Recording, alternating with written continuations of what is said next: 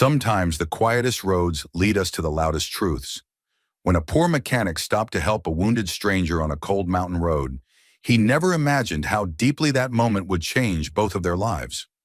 What began as an act of simple kindness soon unfolded into something neither of them expected: a journey of healing identity, and the kind of connection that can only be found when everything else falls away. If stories of resilience, redemption, and quiet love speak to your heart, we invite you to stay subscribed and join us for this unforgettable tale. Now, let's begin. A poor mechanic bandaged a woman's bleeding foot. She was a billionaire walking away from it all. Wyoming, late autumn, the mountains breathed cold into the valley that day. Dry, silent, ancient air that whispered over the cracked asphalt and rattled the brittle weeds that clung to the roadside. Earl Danner had just finished draining oil from a '92 Ford pickup when he spotted something moving along the shoulder of the two-lane highway. At first it looked like wind-blown trash, some pale scrap tumbling along the ground. But then it moved again, slowly, deliberately, and Earl saw that it was a person, a woman, walking barefoot on gravel, cradling one foot with each careful step. He wiped his hands on an oil-stained rag, narrowed his eyes against the glare of the sun sinking behind the pine ridge. She was maybe 50 yards out, her coat too thin, her steps uneven. Something wasn't right. Earl tossed the rag onto the workbench, grabbed his keys, and stepped into his beat-up Dodge. The old engine coughed awake as he turned onto the highway and rolled slowly toward her. She didn't look up as he approached. He stopped a few feet away and stepped out, leaving the engine running. "Ma'am," he called gently, not wanting to startle her. "You all right?" She hesitated, her eyes wide and wary lifted to meet his. They were the kind of eyes that had seen too much, too fast, storm gray, rimmed red, and alert like a deer about to bolt. "I'm fine," she said hoarsely, shifting her weight and nearly stumbling. "Just walking without shoes?" he asked, glancing at her feet. Blood stained the arch of her left foot, already dusted with dirt. The other looked raw from the cold. "I had to leave in a hurry," she muttered, eyes darting to the tree line. Earl noticed now that she wasn't just hurt, she was scared. "Look, I'm not going to ask questions," he said, taking a cautious step forward. "But it's going to be below freezing in a few hours and your foot's bleeding. I've got a garage just back the way you came. It's warm, got coffee, clean bandages." She looked past him toward the waiting truck, then down at her feet, then back to him. "You don't know me," she said slowly. "Nope," Earl agreed, "but that doesn't mean I can't help." The silence between them stretched thin. Then with visible reluctance, she gave a slow nod. The garage smelled like motor oil and pine cleaner. Earl guided her inside and motioned to the faded leather chair near the heater. She sat gingerly, still watching him like he might change his mind. "I'm Earl," he said, kneeling in front of her with a first aid kit. "Mind if I take a look?" She shook her head and he carefully lifted her foot onto a folded towel. There was a deep cut along the heel, dirty but not too far gone. He cleaned it with warm water, then antiseptic. She flinched once but didn't complain. "You've done this before," she murmured. "My wife." He stopped, corrected himself. "My late wife used to be accident-prone. She always said I was better than the ER." She didn't respond to that, just looked at the framed photo on the workbench. A woman in her 40s with kind eyes and a mischievous grin, standing beside Earl in front of a Christmas tree. "You live alone?" she asked quietly. "Yup, just me and the radio. Sometimes a stray cat shows up for leftovers." He finished bandaging the wound, then offered her a pair of thick wool socks and an old pair of slippers. "They're a little worn, but better than gravel," he said. She accepted them without a word, fingers brushing his for the briefest second. Her hand was cold. Too cold. "Want something hot to drink?" She hesitated again, then nodded. They sat in the tiny break room, a battered thermos between them and two chipped mugs steaming in their hands. Earl didn't press her with questions. He'd learned long ago that silence often gave people the space to speak. "My name's Claire," she said at last. "Claire James." It rang oddly familiar, but he didn't let on. "Nice to meet you, Claire." "I wasn't planning to stop," she said, eyes fixed on the mug. "I just kept walking. I didn't even think about where. That's usually when you end up somewhere you're meant to be." Earl said, half smiling. Claire gave a soft, almost bitter laugh. I doubt that she looked around the garage again. The old maps tacked to the wall, the dusty radio playing low country tunes, the grease-streaked calendars. "This place feels like something out of time," she murmured. "Like the world stopped turning here." Earl shrugged.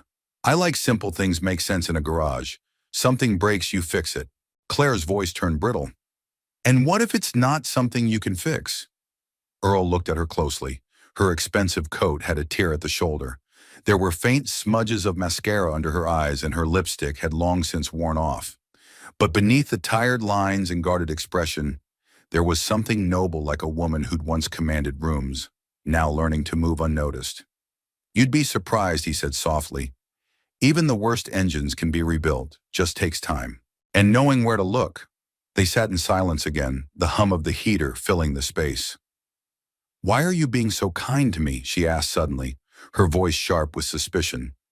"You don't know who I am. What if I'm dangerous?" Earl leaned back, took a sip of coffee. "Don't reckon you'd let me wrap your foot if you were planning to stab me?" Claire stared at him, then unexpectedly she smiled. Just a flicker, but real. "You're different," she said. "Everyone I know always wants something," Earl chuckled.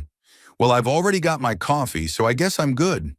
And for the first time that day, Claire laughed. It was quiet, unsure, like a sound she hadn't made in years.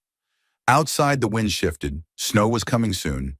But inside the little garage, warmth settled like a blanket, thick with something neither of them had expected to find that day. Not safety, not certainty, but something close enough to hope. The next morning broke gray and quiet, with low clouds snagged on the ridge and frost dusting the pine needles outside. Earl stirred before sunrise, as he always did, and lit the wood stove in the garage before checking on the woman sleeping in the back room. Claire was curled under a patched quilt on the narrow cot, breathing softly.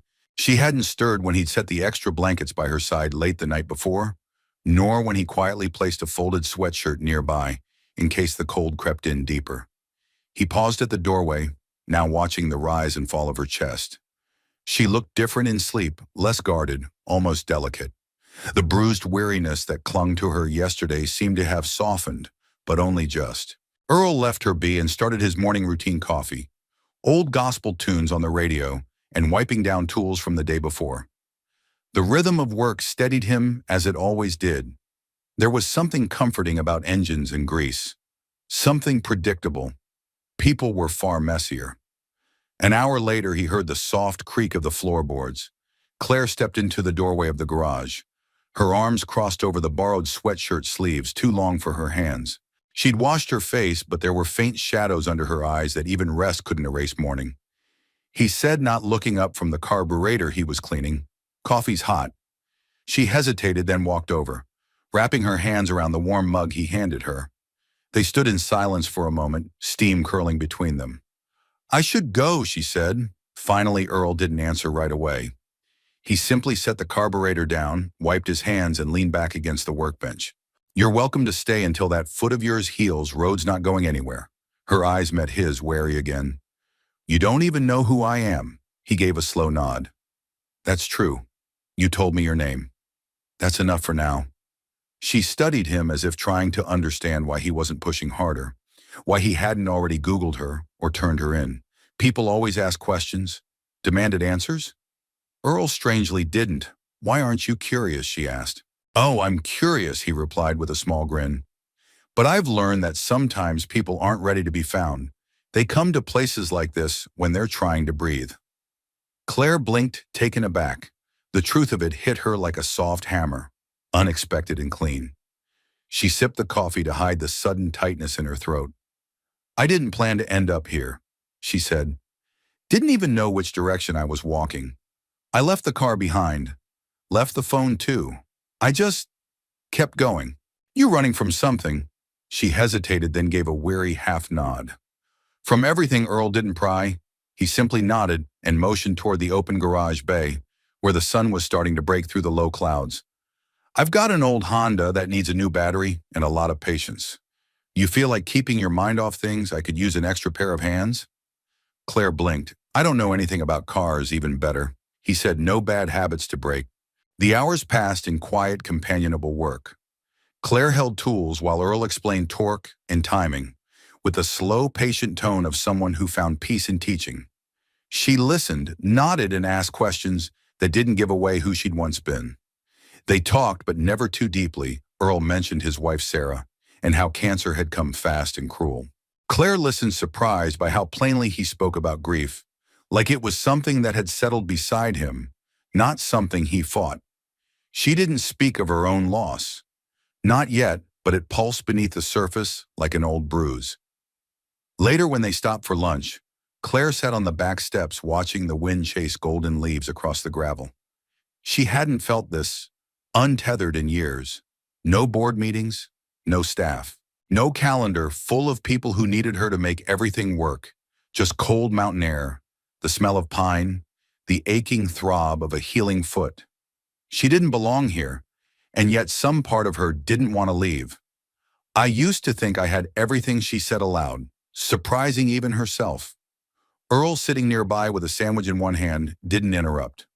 I had money, property in 3 states, a company with my name on every product. I thought that meant I'd made it. But he asked gently. She looked down at her hands. But I couldn't sleep. I'd wake up every morning with my chest in knots. I spent years building a life I didn't want to live. She glanced over, expecting disbelief or pity. Instead, Earl just nodded. Funny thing, he said, when Sarah got sick, we realized how much time we'd spent chasing things that didn't matter. Promotions, perfection, big plans. In the end, she just wanted to sit on the porch and hold my hand. Claire swallowed hard. It's strange, she said softly, how the world applauds you for burning yourself out. That world forgets what hands are for. Earl said, tapping his mug. They're not just for holding power. They're for building, holding, bandaging. She looked at him, not in the way people look when they're searching for a crack, but like someone finally realizing they're safe enough to rest. For the first time in years, Claire didn't feel like someone's leader, someone's solution, someone's symbol. She just felt human. That night she lingered by the fireplace in the back room, wrapped in the borrowed quilt. Earl had left her alone after dinner, sensing she needed quiet. The logs cracked softly as flame danced shadows across the walls. Claire held the mug of tea close, staring into the fire. She hadn't told him who she really was. Not yet. Not because she was afraid he'd use it against her, but because she didn't want this place to change. She didn't want the air to tighten. She didn't want to become the billionaire again. Here she could just be Claire. Here she could exhale. The days settled into an unexpected rhythm. Quiet, slow, unspoken. Claire had planned to leave after one night, 2 at most. Yet by the 3rd morning she found herself waking before the sun rose, drawn not by obligation, but by something far gentler. The hum of a heater, the faint scrape of tools, and the smell of fresh coffee drifting from the garage. Earl had already been at work for an hour, sleeves rolled up, his breath visible in the chill of the early hour. The sight of him wiping oil from his hands and gently coaxing life from rusted parts was oddly comforting. She lingered at the doorway for a while, holding the mug he'd set out for her, without being asked. He always made 2. Sleep all right, he asked, not looking up. Well enough, she replied. He nodded, and that was it. No interrogation, no unnecessary small talk. Just 2 people standing on opposite ends of a garage surrounded by tools and silence. Claire had been surrounded by people for most of her adult life. Advisors, assistants, security shareholders. But no one had ever made her feel quite as seen as this man who never pried. That evening, after a slow day of sanding down a dented bumper and learning how to coax stubborn bolts loose, she sat on the porch swing behind the garage. Earl joined her after locking up the tool shed, carrying 2 mugs of cider this time instead of coffee. The sun dipped behind the mountains, leaving only streaks of amber, and rose along the horizon. You always live this quiet, she asked. Since Sarah passed, he said simply. Noise didn't do much for me after that. Claire sipped her drink. Don't you ever get lonely? He considered that. Sometimes, but I'd rather be lonely in peace than surrounded and hollow. She looked down at her hands, remembering the dozens of rooms she had walked into, full of people, and how alone she had always felt. Do you miss her? She asked after a pause. Earl nodded. Every day. But I also talk to her every day. That helps. Claire tilted her head. You talk to her, he gave a small smile. Out loud sometimes just in my head. When I'm working or when something good happens, even when something breaks. Especially then, Claire swallowed. There was something beautiful and painful about the way he said it, as if grief for him wasn't a prison, but a conversation that never ended. I haven't had many people like that, she admitted. Anyone who just stays. Earl didn't flinch at the confession. He simply sipped his cider and let the silence fill the gaps. People these days don't know how to stay, he said after a moment. They get bored or scared or distracted. Sticking around when things get hard, that's a different kind of love. Claire turned to look at him, eyes soft. You're full of quiet wisdom, Earl, he chuckled. Mostly I'm full of black coffee and bad knees. But I've been around long enough to notice things, and I've learned that listening's more useful than talking most days. Claire felt her throat tighten. She'd spent decades talking, pitching, negotiating, defending, commanding. She wasn't used to this kind of silence, but it didn't press on her. It cradled her. You know, she said gently, you're the first person in years who hasn't tried to sell me something or get something from me. He looked at her, then really looked, and there was no awe or fear in his gaze. Just quiet honesty. I don't need anything from you, Claire, he said, least of all answers. She turned away, blinking quickly. The air had gotten colder, or maybe it was something else making her shiver. They sat in silence for a long while, listening to the wind rustle the trees, the porch creaking softly beneath them. Then, almost in a whisper, she said, I was supposed to be on a private jet yesterday morning. Earl didn't move. I canceled it. She continued, walked away from the airport, got in my car and drove until I ran out of gas. I left everything behind, my title, my staff, my fiancé. She let the word hang in the air like smoke. He was chosen for me. You know, a merger dressed up as a love story. The press was going to eat it up, Lockwood Global uniting with Wellington Industries. Stock prices would have soared. She gave a bitter laugh. We even rehearsed our proposal. Can you believe that Earl stayed silent? I think I was supposed to feel honored, she said. Instead, I felt trapped, like I was performing a version of myself I couldn't stand. The wind picked up, lifting the edge of the blanket around her shoulders. I didn't even tell anyone I was leaving, she said. They're probably searching for me now. Earl nodded slowly. So you're not just walking away from a life. You're walking away from the version of you the world built. She looked at him, startled by the precision of his words. Exactly. And who's the version sitting here now, he asked. Claire blinked. I don't know yet. Well, Earl said gently, that sounds like someone worth getting to know. She smiled, then really smiled. It wasn't the polished kind she gave to cameras or shareholders. It was raw, a little tired, but full of something new. Trust. For the first time in years, she let the quiet be enough. Earl stood, stretched his back, and turned toward the door. I'll leave the porch light on, just in case you decide you want to stay another night. She nodded. And as he walked inside, Claire sat alone beneath the stars, the mountains standing silent guard beyond, and felt something she hadn't known she was missing until now. Stillness.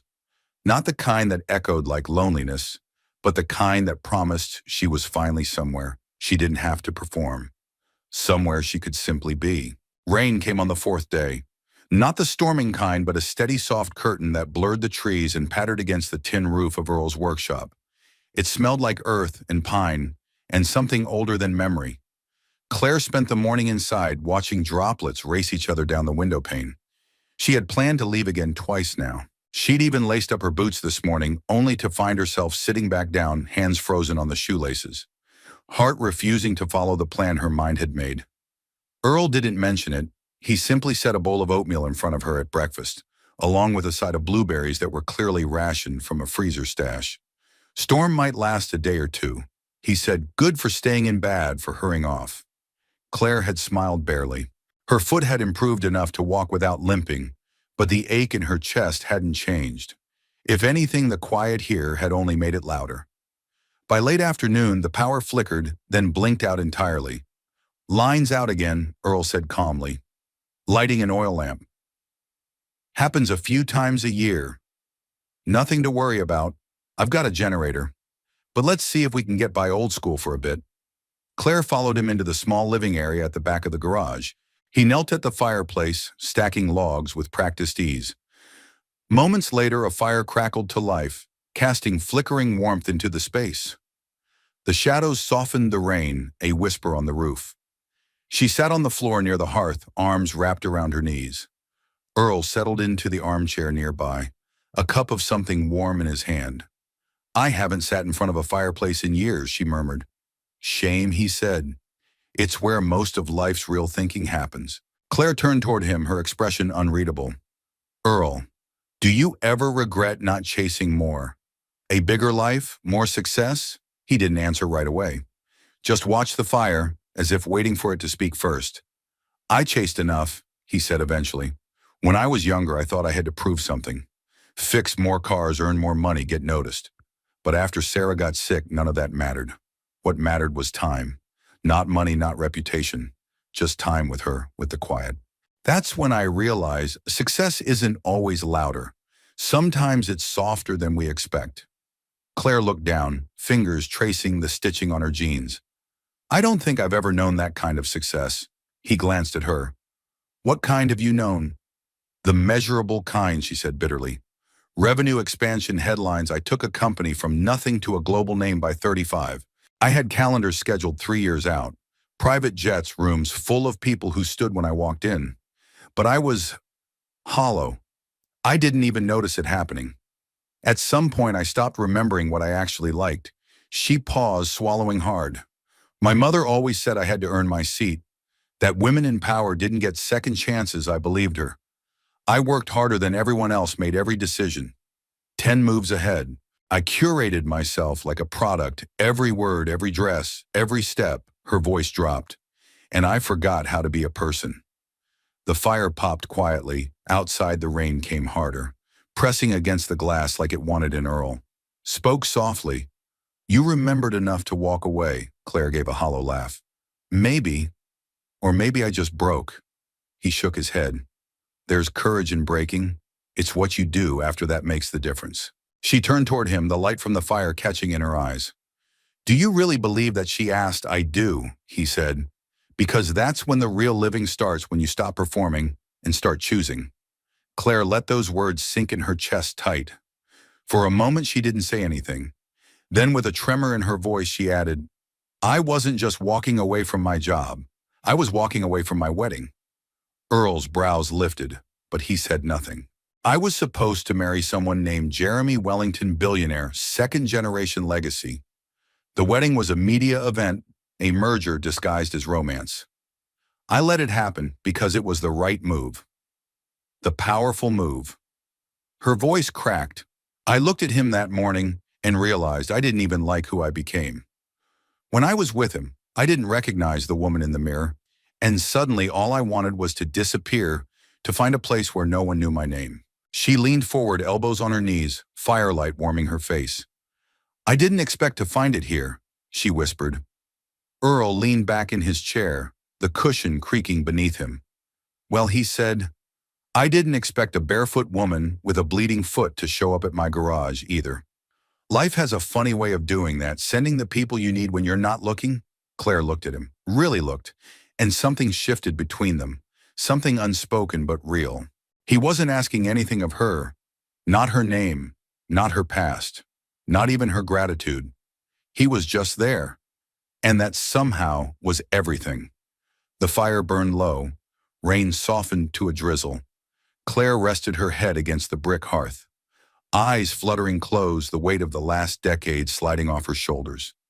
She didn't know what tomorrow held, but for the first time in a very long time, she wasn't afraid of the question, and for now, that was enough. The next morning dawned clear and crisp, the rain washed away and replaced by the sharp scent of wet pine and wood smoke. Steam curled from the garage's stovepipe as Earl stoked the fire, and Claire stood in the doorway with a mug of coffee between her hands, watching the light touch the mountains like a slow revelation. She hadn't slept deeply, but she had slept honestly for once, without sedatives or a calendar looming overhead. Earl emerged from the tool shed a few minutes later, carrying a small crate filled with spark plugs and oil filters. His steps were steady, unhurried. She had come to recognize the way he moved, Not with the forced urgency of corporate time, but with the deliberate rhythm of someone who understood patience. Morning, he said, setting the crate on the workbench. Hope you're ready to get your hands dirty. Claire smiled behind her mug. What are we fixing today? He nodded toward an old blue Chevy El Camino parked just outside the bay. The paint had faded to something between denim and rust, and one of the headlights dangled like a loose tooth. This one's been sitting too long, Earl said.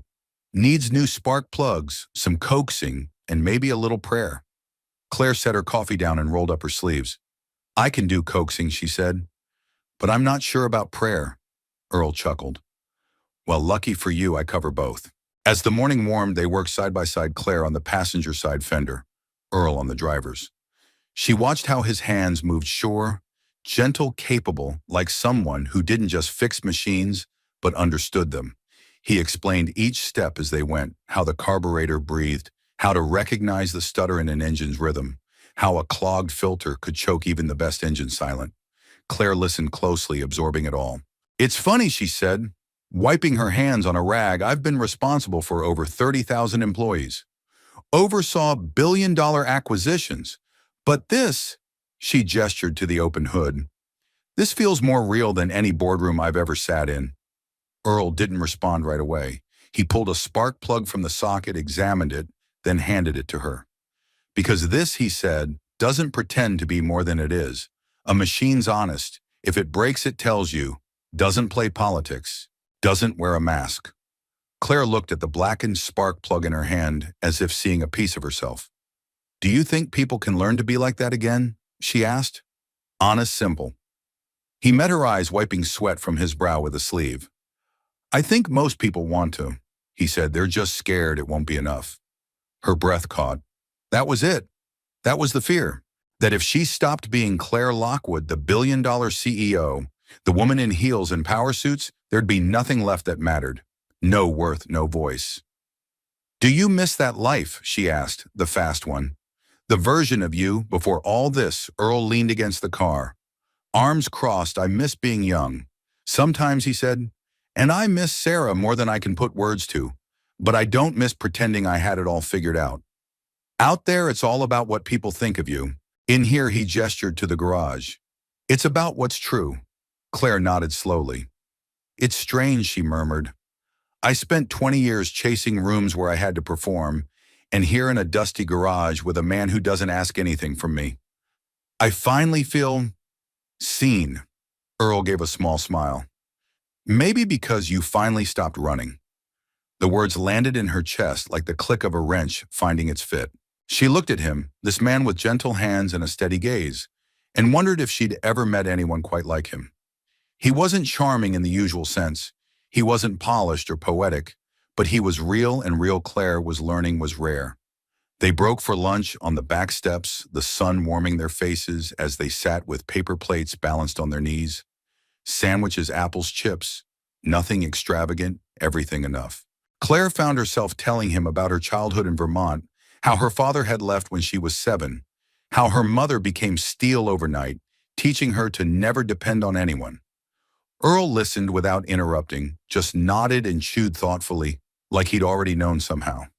Sometimes I wonder what I'd be if I'd grown up somewhere like this, she said, glancing at the gravel lot and the line of trees beyond. Would I be softer, kinder? You're plenty kind, he said. Claire snorted. Not the version of me they print in Forbes. Maybe they never met the real one.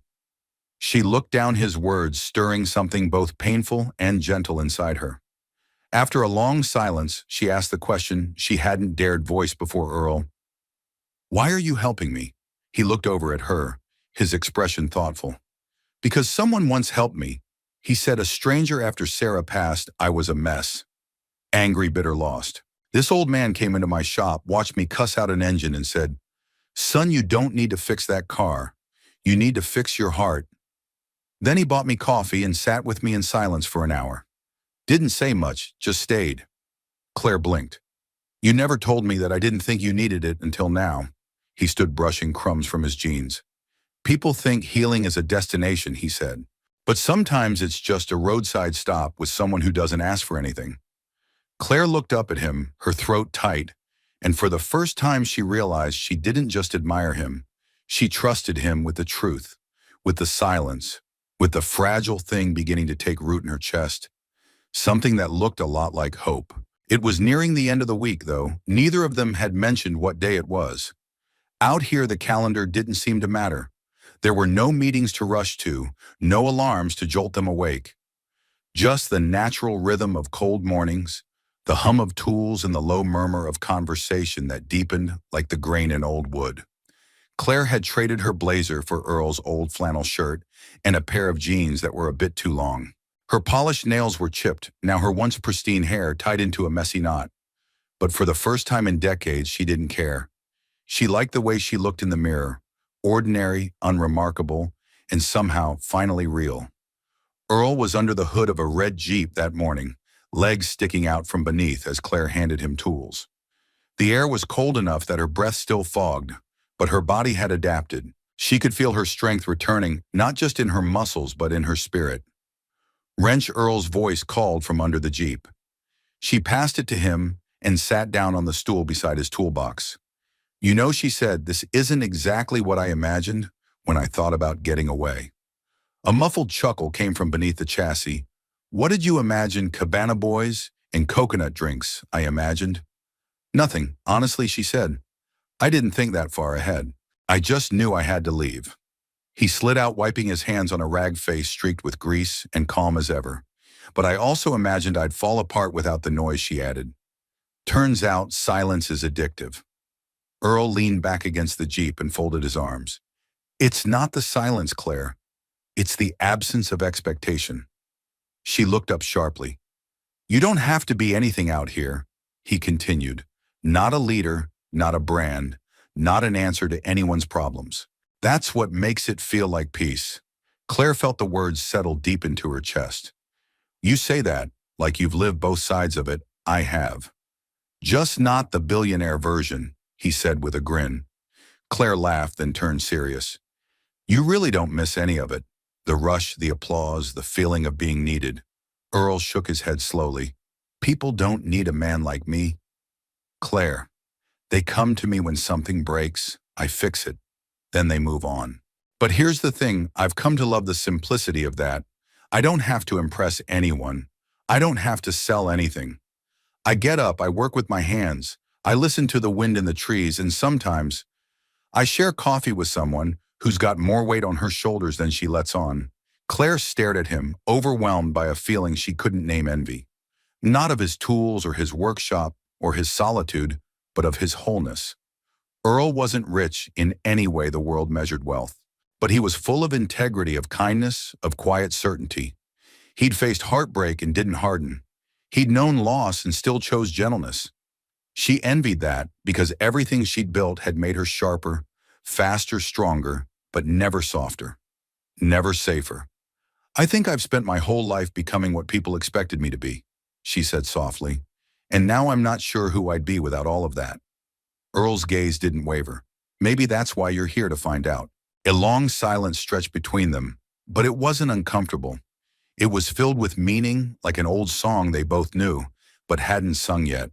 Later that afternoon, Claire found herself alone in the break room, wiping down the table when she noticed a small frame photo tucked between old repair manuals and a faded can of WD-40. It was of Earl and a woman with short auburn hair and a face full of laughter. Sarah Claire stared at the photo, heart clenching. When Earl returned, she was still holding it. "She was beautiful," Claire said. "She was more than that," he replied, setting down the grocery bag he'd just brought in. "She was curious. Brave, smarter than I'll ever be." Claire smiled. "She looks like she laughed a lot." "She did," Earl said, a quiet pride in his voice. "She taught me how to dance in the kitchen, said that if the world was ending, she'd rather go out while spinning to old records than sitting still." Claire set the photo down gently. "I've never danced in a kitchen," she said almost to herself. Earl poured her a cup of tea. "It's not too late." She looked at him, and something shifted in her expression. "Earl, do you ever wish you had a second chance?" He considered her question as he stirred honey into his tea. "No," he said after a pause. "I think I've had exactly the life I was supposed to live." But I do believe in giving other people their second chances when they're ready. Claire looked away, her eyes stinging unexpectedly. What if I don't know what I do with mine? Then stay here, he said quietly, until you figure it out. She nodded, unsure whether to smile or cry. She had come here thinking she was hiding, but maybe she was healing. Maybe the difference was in how it felt to be seen, not as a CEO, not as a billionaire, not as a headline, just as Claire. The first snow of the season came without warning. It began as a quiet flurry in the afternoon, little more than a suggestion in the air, the kind of snow that locals called a whisper. But by early evening, it had thickened into heavy flakes, tumbling silently from the sky, blanketing the trees and softening the sharp edges of the world. Claire stood at the window of the back room, cradling a mug of cocoa. Earl had insisted on making his secret being a generous splash of cinnamon. Outside the garage, lights threw a halo across the falling snow, and everything beyond looked like a dream half remembered. "You ever seen it come down like this?" she asked as Earl stoked the fire behind her. "First snow always makes a statement," he said. "It's like the mountain reminding us we're not in charge." Claire smiled faintly. "I thought billion-dollar companies ran the world. Turns out the weather didn't get the memo." Earl chuckled as he stood dusting ash from his hands. "Snow's one of the few things left that doesn't care how rich you are." The wind picked up outside, rustling through the eaves and pressing against the glass. Claire turned from the window and wrapped the oversized cardigan tighter around herself. "We might lose power again," Earl said.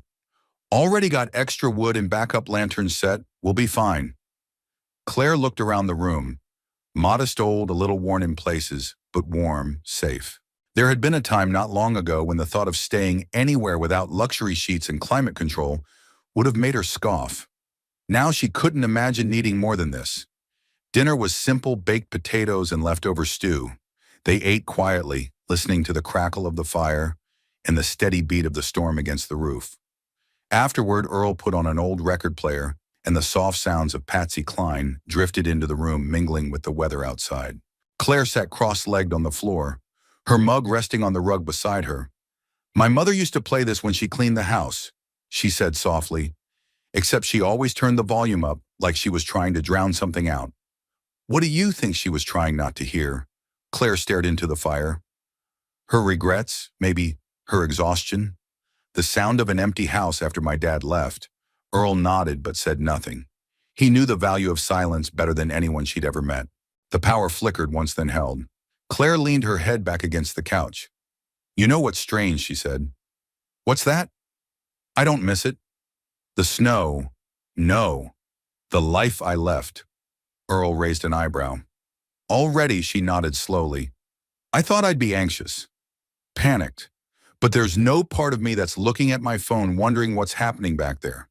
For the first time, I'm not managing a disaster. I'm not planning 12 steps ahead. I'm just here." Earl leaned back in his chair, looking at her over the rim of his tea. "You're shedding." Claire blinked. "Excuse me." He smiled like an old dog, shedding everything that doesn't fit anymore. She laughed, caught off guard. "Are you calling me an old dog? I'm saying you're finally letting go."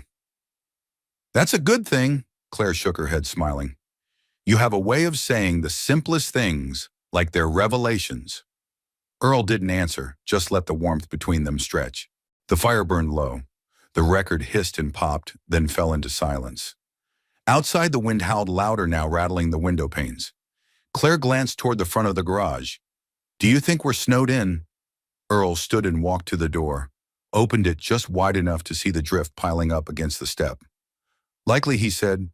"Road'll be buried until morning." She folded her arms, "And here I thought I might sneak away tonight." He turned the porch light, casting his face in gold. "Is that what you want?" Claire looked at him, her smile fading into something more vulnerable. "No," she said, "but that doesn't mean I'm not scared of what it means that I don't." He stepped back inside and closed the door behind him. "That's fair." She paced slowly toward the fire, her voice low. "I've been running for so long, I don't know who I am, without motion, without strategy. I keep waiting for the panic to set in, but it's not there." She turned to face him. You said once that healing isn't a destination, that it's a stop on the road. But what if I want to stay? Earl studied her for a long moment. Then you stay. Claire stepped closer to the fire, her eyes glinting in the glow. What if I don't know what comes next? Earl moved toward her, slow but sure. You don't have to. That's the point. There was a pause. A breath. Then Claire whispered, I almost kissed you that night in front of the fireplace. He didn't flinch. I know. Why didn't you let me? Earl's voice was gentle because you were still running, and I've learned not to build something on the back of a sprint. Claire's eyes shimmered, and now he stepped closer until the space between them was warm with more than firelight. Now he said softly, I think you finally stopped. The room held its breath, but this time it was Claire who stepped forward. Her hand found his, and for the first time she didn't feel like she was escaping something, but stepping toward it. There was no rush, no music, no cinematic kiss, just a quiet mutual understanding that something had shifted. A beginning, not rushed, not defined but real, and real, she now knew was enough. The morning after the snowstorm was silent in a sacred way. A blanket of white lay thick over the land, untouched, muffling every sound like nature was holding its breath. The trees, heavy with snow, bowed slightly under its weight, and the garage's tin roof sparkled with frost as the sun emerged shyly from behind the mountains. Claire stood on the porch, wrapped in Earl's quilted jacket, steam rising from her mug as she watched the light shift across the valley. Inside her chest, something unfamiliar stirred. Not anxiety, not duty, but something deeper, quieter. Peace. She hadn't thought it possible, not after the life she had led. Not after everything she had built, fought for, and ultimately fled. But here it was, in the crunch of fresh snow, in the way Earl hummed a country tune inside as he fried eggs, in the steadiness of a world that did not ask her to prove her worth. She didn't hear the sound at first. It was faint, hidden beneath the whistle of wind and the hiss of the stovetop inside. A buzz sharp, repeating. Then she heard it clearly, her phone. She had forgotten it even existed. Buried deep in the bag she'd thrown in the back of the pickup that day she walked away. The sound stopped, then started again. A vibration against the wooden floor of the porch where she dropped the bag without ceremony. Days ago. Her breath caught as she moved toward it, hands suddenly cold. She hesitated before reaching in 16. Missed calls, 12 voicemails, dozens of text messages from her assistant, her chief of operations, her security team, and then one name that made her stomach knot. Jeremy. Claire didn't press play. She didn't want to hear his voice, smooth, composed, concerned. She could picture his expression even now. Performative worry, not for her safety, but for the optics of her disappearance. She scrolled through the texts. Board is in emergency session. Press is spinning stories. Need a statement. You need to come back now. Where are you? She put the phone down, her hands trembling, not from the cold, but from something deeper. The life she had left behind was still reaching for her, like a vine determined to wrap itself around her neck again. The door creaked open behind her. You okay? Earl asked. She turned to him, eyes glassy. They found me. Earl stepped out onto the porch, looked down at the phone and then at her. He didn't ask what was in the messages. He didn't have to. Claire sat on the step phone, dangling from her fingers. I forgot it was in my bag. It must have gotten a signal again after the storm passed. Earl sat beside her. You gonna answer? She shook her head. Not yet. They sat there for a long time in silence, the snow beginning to melt around them, water dripping softly from the eaves. I knew it wouldn't last forever, she said. This peace, this...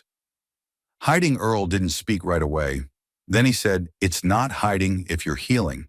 She turned to him, eyes fierce. But what if they come here? What if someone shows up with a camera with questions? Then we close the gate, he said calmly. Claire stared at him, disbelieving. You're not afraid of what this could mean for you? If they know you've been harboring me. He looked out over the snow-covered trees, unbothered. I didn't harbor you, Claire. You knocked on the world's quietest door, and I opened it. That's not a crime. That's just being human. Her throat tightened. They won't see it that way. He looked at her, then voice steady, then let them misunderstand. The people who matter already know the truth. Claire exhaled shakily. I want to stay here. I know, but I don't think I can. I know that too. She closed her eyes. I don't want to go back to being her. Then don't, but the world expects it. Earl reached over and gently took the phone from her hand, setting it down on the porch beside them. Maybe, he said, this is your chance to show the world a different version of her. The one you found here. The one who knows how to breathe. She swallowed the lump in her throat. I don't even know how to start. Start by not apologizing for leaving, he said. Start by telling the truth. Claire turned her face toward the sunlight. She could feel the warmth fighting its way through the chill. I'm scared, she admitted. So was I, Earl said. The first time I had to live without Sarah. The first time I woke up and realized I didn't know who I was without her, but I figured it out. One morning, one broken thing at a time. Claire nodded slowly. I think, she said, I want to be someone who fixes things too. Earl smiled. Then stay a little longer. Let the snow melt. Let your phone ring. It'll still be there when you're ready. She looked at him, at the crinkles around his eyes, the gray in his beard, the steady calm that felt like home, and something inside her settled. I'm not done here, she said.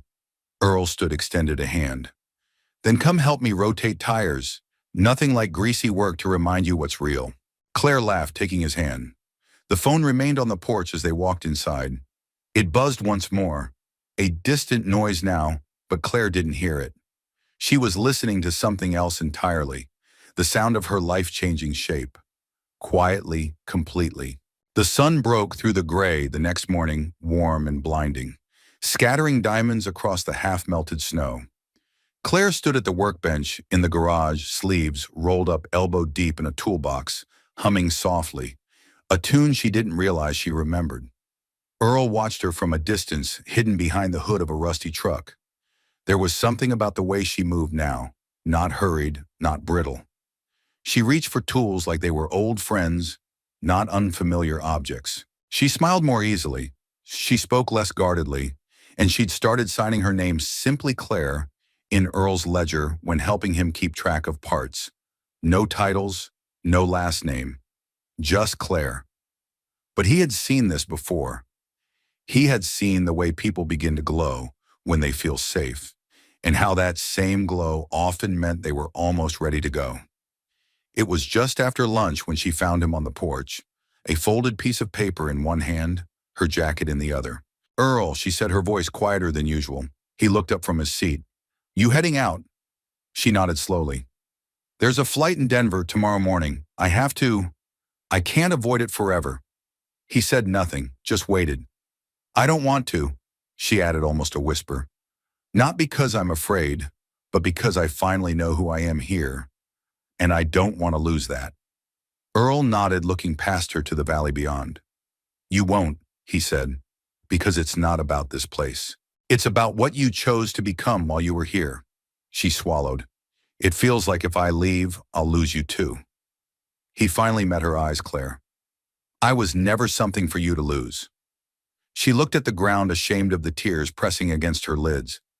You've given me more than anyone ever has, she whispered, and you never asked for anything. That's the point, he said gently. Some things are meant to be given freely. Otherwise, they're not gifts. They're trades. She stepped forward, reaching into her jacket pocket and pulling out a small velvet pouch. She placed it in his palm. He opened it to find a thin silver key and a folded note. It's for the cottage I own near Mendocino, she said. By the cliffs, quiet, clean air. If you ever want to get away from the cold and rebuild something near the ocean, it's yours. No conditions. Earl held the key for a long moment, then closed his hand around it. I've never been good with oceans, he said. Too much space, too many unknowns. You'd be surprised, she replied, smiling.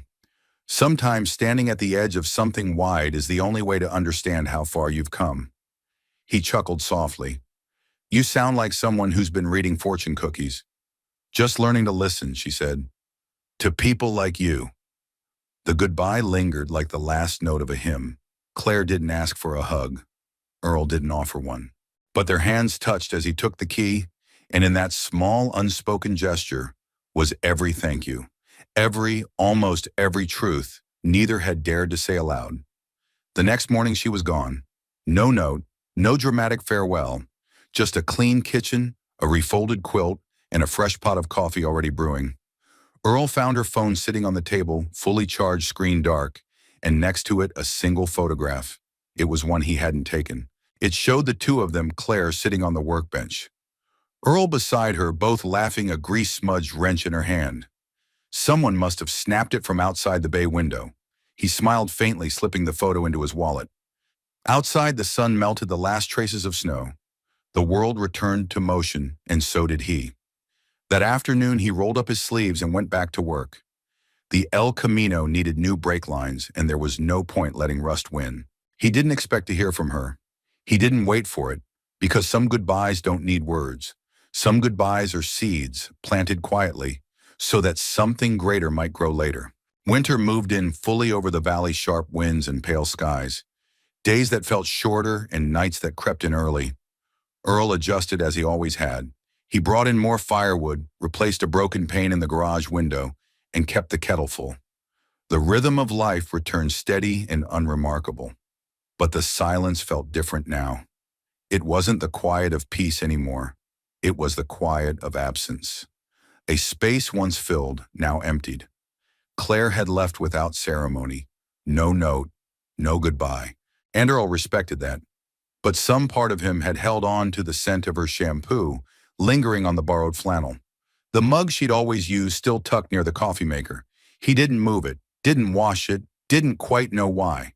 People came and went in his life, always had travelers with busted tires, folks with engine lights blinking in desperation. They all passed through. But Claire had never felt like someone passing through, and still she had gone.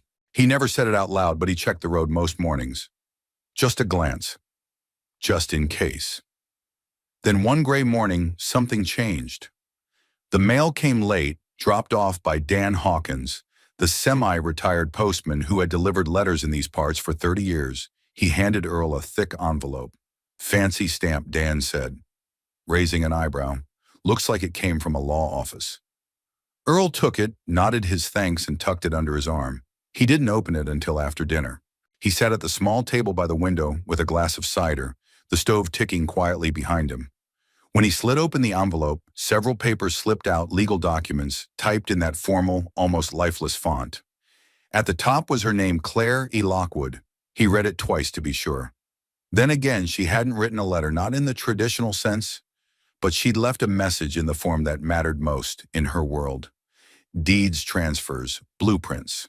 He stared at the included map, a sketch of the property lines surrounding his garage with careful notations and an architectural overlay.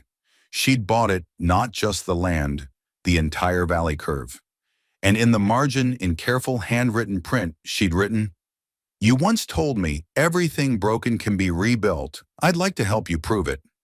There was a second sheet, a short letter in her own hand, shaky but sure. "Earl, you didn't ask for anything. That's why I wanted to give something back. This place gave me my breath again. It gave me back myself. The land is yours now on paper and in truth. Do with it what you always wanted. Build, heal. Share it with those who need it the way I did.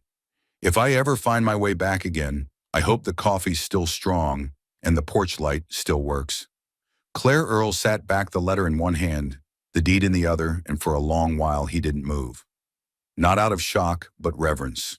He thought of Sarah, of the porch conversations they used to have, dreaming aloud about one day opening a little learning shop for kids who didn't do well in traditional schools, a place where you taught with tools, not textbooks, where no one had to wear a mask. That dream had faded with her loss.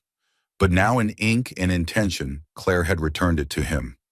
He folded the papers, gently placed them on the table, and walked out into the cold night. The stars above the garage blinked steady and ancient. He lit the porch light. The next few weeks were busy, not the kind of busy that wore a man down, but the kind that breathed purpose into his bones. Earl called in a few favors, reached out to an architect in Jackson he'd once helped during a snowstorm. They talked about open workshop spaces, classrooms, and outdoor area for teaching kids how to rebuild engines in confidence at the same time. He didn't tell anyone where the money came from. He didn't have to. Those who came to help sensed the spirit of the place. It wasn't corporate, it wasn't promotional, it was personal. And quietly, almost imperceptibly, something started to grow. People from town dropped by more often curious at first than volunteering. Dan helped haul lumber. A high school teacher offered to coordinate field trips. Even the grizzled old biker who'd once cursed Earl out over a busted muffler showed up with a donation of tools and 2 cases of soda. One afternoon, Earl opened the ledger Claire used to sign. In the margin of her last entry, she had scribbled, "Real things don't rust." He smiled at that. She was wrong technically, everything rusted. But maybe she meant something deeper. Maybe she meant people. He tucked the page into a new notebook, the one he'd started for the project he now called the Rebuild Initiative. It wasn't about charity, it wasn't about legacy. It was about wholeness, about what happened when you gave people tools, not just to fix machines, but to fix the pieces of themselves the world had told them were beyond repair. And as Earl looked out the window watching the snow begin to fall again in soft, unhurried flakes, he realized something profound. Claire hadn't just given him a piece of land, she had given him back his purpose. And maybe, just maybe, she had planted a path home.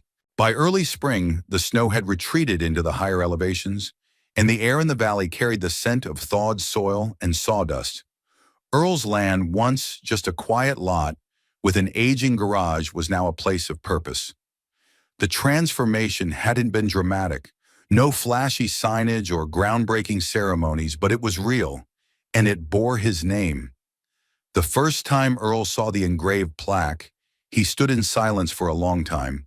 It had been delivered by truck hand-carved in oak, mounted on a sturdy post near the path that led to the newly framed community workshop. The sign read, "Danner Workshop, a place to rebuild," below it in smaller letters. Inspired by quiet hands and unspoken kindness. He hadn't asked for that. Claire had arranged it, no doubt. He ran a hand across the wood, the texture smooth under his calloused fingers. A mix of pride and disbelief rose in him, tempered by the humility that came from a life that had rarely offered him praise. He didn't cry, but something in him softened. He could almost hear Sarah's voice beside him. "Would you look at that, Earl? You finally let someone honor you and the world didn't fall apart." He smiled to himself, blinking at the horizon where golden light spilled over the pines. It was happening. A dream he had quietly tucked away under grief and practicality. A place where young people could learn skills that weren't graded by standardized tests, and adults who'd lost their footing could get their hands dirty and feel useful again.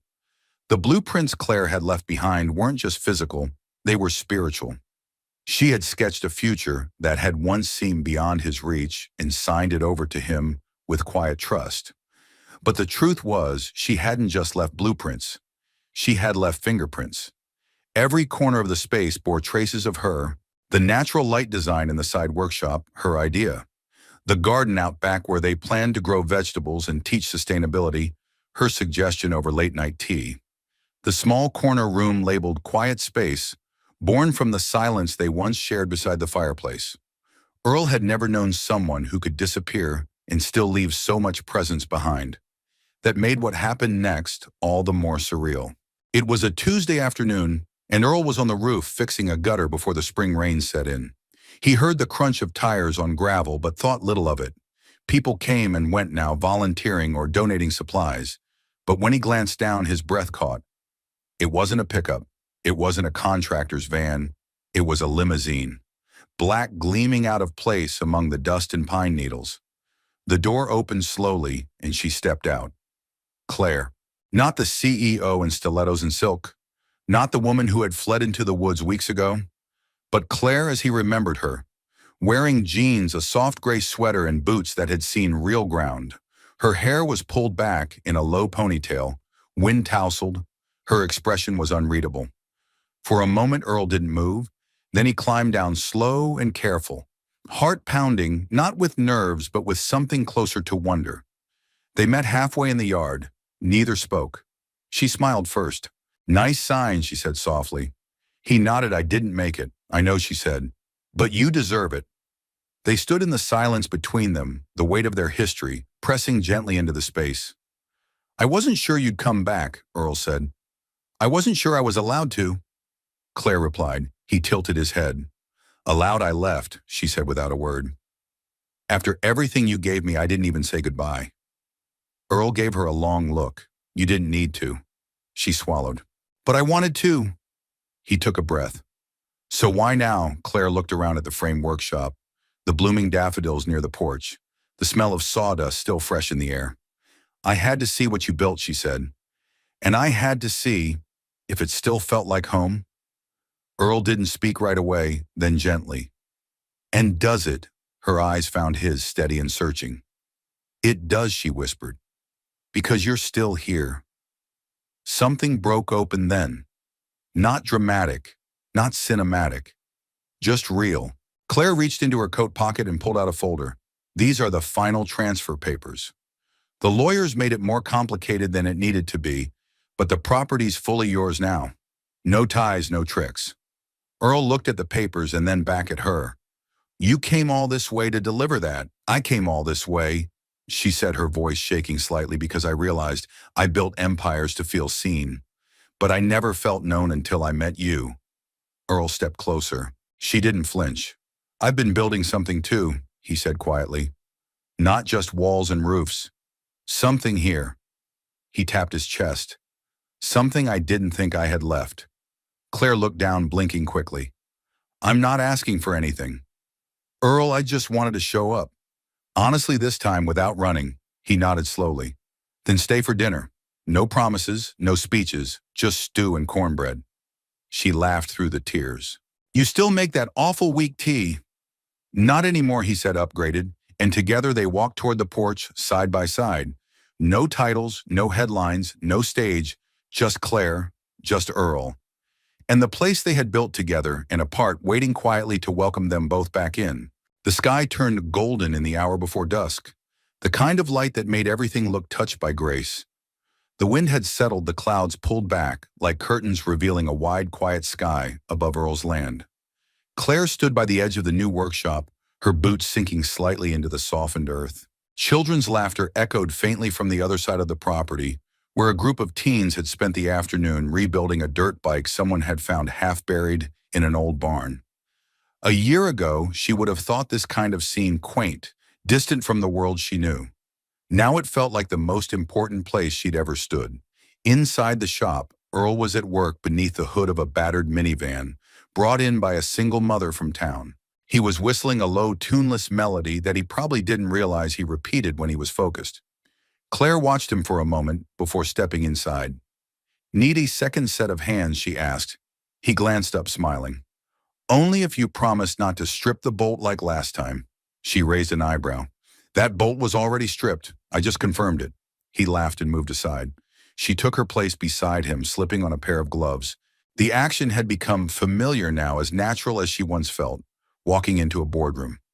They worked in tandem, saying little. The radio played something soft in the background, folk guitar, and a voice that sounded like a memory. Eventually, Earl leaned back and wiped his forehead. You staying long this time? Claire didn't answer right away. She leaned against the workbench, her expression thoughtful. I'm not staying, she said. Earl stilled. But before he could reply, she added, I'm not staying. I'm coming home. He looked at her, something unspoken, tightening in his chest. I went back for a while, she continued. Wrapped things up, told the board. I wasn't coming back. Transferred control. Donated my shares to an educational foundation. Bought a place nearby. Nothing fancy. A cottage with a view of the hills. I even got a dog. Earl blinked. A dog, Claire nodded. A rescue. Mutt ugly as sin. Sleeps like a drunk toddler.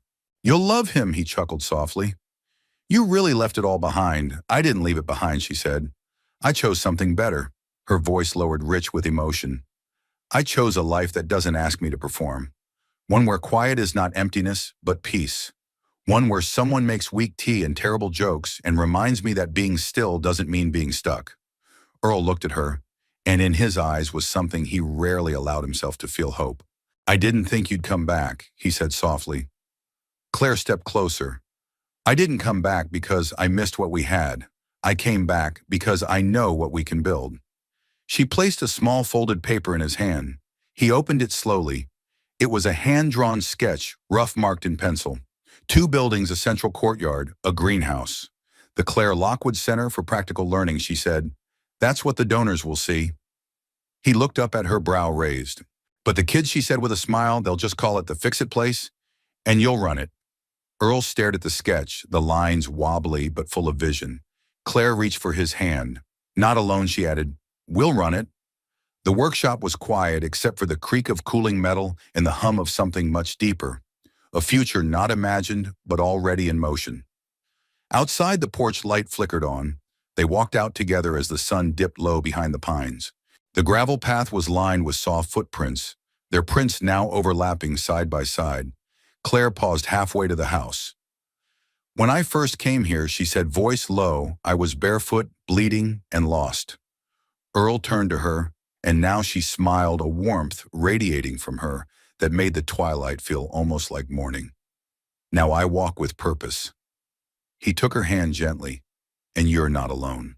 She leaned into his shoulder, and together they walked the final steps toward the porch, not hurried, not afraid, just homeward. Later that evening, long after the dishes were done and the kettle had cooled, Earl stepped outside one last time. The stars shimmered overhead. The land, once silent, now pulsed with the promise of all they'd build. He glanced back at the house where Claire was curled on the couch, a book in her lap, a dog snoring at her feet. The porch light glowed softly, still on, still welcoming, still waiting for the next lost soul who might wander in and find something unexpected. Not rescue, not redemption, just kindness. And sometimes that was enough to change everything. We'd love to hear from you. Where in the world are you watching from? Did this story touch your heart in some way, or remind you of someone special in your life? Feel free to share your thoughts in the comments below. And if you enjoy heartfelt stories like this, full of kindness, healing, and unexpected connection, don't forget to subscribe and join our growing community. Thank you so much for spending your time with us today. Until next time, take care and never underestimate the power of a quiet act of kindness.